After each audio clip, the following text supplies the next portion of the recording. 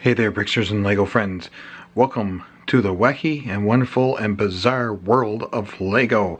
Here's something bizarre I found, and I'm going to share that with you right now. Let's just go to the display right here.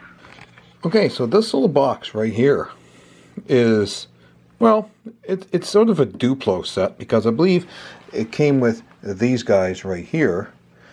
And we got like a sorcerer guy and like a witch, and there's some capes and that came with it. But anyway, I got it here so the kids can press the buttons and you get the different sounds.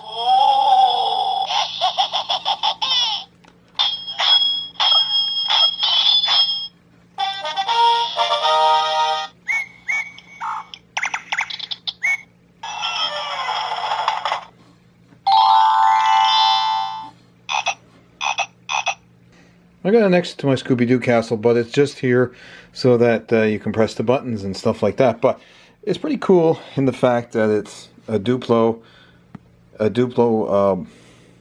sound brick block. I don't ever remember changing the batteries in this either, so it's been there for a while, and it's out in my garage. So I don't know if it's a small battery or a big battery or what it takes, but anyway, whatever.